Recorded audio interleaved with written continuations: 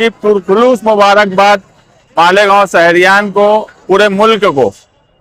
शहीदों की यादगार के पास हर साल हम जश्न मनाते हैं। यहाँ पर जो शोहदा थे आजादी के वक्त के मालेगांव के, उनका नाम जिंदा रहे और आजादी के मतवालों का मेला लगे, इस मकसद से ही अशोक स्तंभ बनाया गया था। और उस मकसद से ही हम यहाँ पर प्रोग्राम करते हैं, कौमी गीत बजाए जाते हैं। आज ये जोश नौजवानों में जो है, ये आजादी का जोश है और आजादी का जोश दिखना चाहिए, इसी मकसद से ये प्रोग्राम किया जाता है। यहाँ पर बच्चों की तकरीरें होती हैं, जो आजादी के वक्त मालेगांव शहर में जिन्होंने कुर्बानियां दी, उनकी हकीकत क्या है और उनका नाम यहाँ क्यों लिखना चाहिए, इस पर बात होती है। कौमी गीत गाए जाते हैं।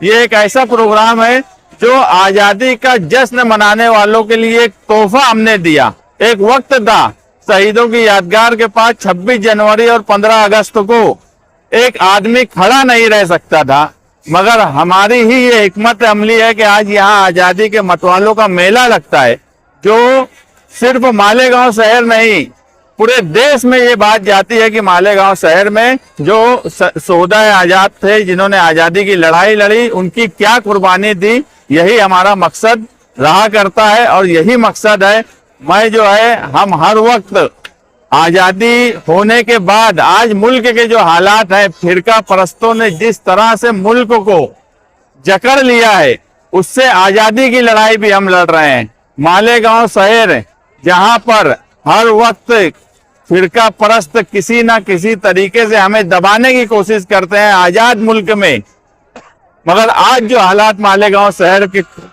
पिछले कुछ महीनों से बने हुए हैं, वो ऐसा लगता है कि मालेगांव शहर को कोई आजादी ही नहीं है। वो जन्म दाखिले का मामला हो, लैंड जिहाद की बात हो, तरह तरह के इल्जामात लगाकर हमारी आजादी छीनी जा रही है। इस आजादी की जो कॉन्स्टिट्यूशन ने हमें हक दिया है, उसकी हिफाजत की भी लड़ाई हम ही लड़ रहे हैं और इंशाअल्लाह लड़ते रहेंगे। आप तमाम ही लोगों को, बारिश होने के बावजूद भी नौजवान और बड़ी तादाद में शहर के लोग आज शहीदों की यादगार के पास जमा हुए, मैं तमाम ही लोगों को मुबारकबाद देता हूं। आज हम पर जो इल्जामात लगाए जा रहे हैं, यहाँ रोहिंग्याई है, यहाँ पर बांग्लादेशी है, कभी कभी वक्त और हालात के हिसाब से तरीका कुछ और भी हो सकता है, नजरिया कुछ और भी हो सकता है। बात यह है कि आप नजरिए को समझिए कि ये जो जश्न है, ये जो तिरंगा लेकर लोग चल रहे हैं, जो एक जोश में है, ये साबित करता है कि यहाँ कोई बांग्लादेशी, कोई रोहिंग्या नहीं है। और एतराज की बात ऐसी है कि ये नजरिए का सवाल है। एक नजरिया है कि शहीदों की यादगार के पास मेला लगना चाहिए। मालेगांव पर जो झूठे इल्जाम हर वक्त लगाए जाते हैं, ये छोटा पाकिस्तान है, यहाँ बांग्लादेशी है, यहाँ रोहिंग्या है, ये उसका जवाब है।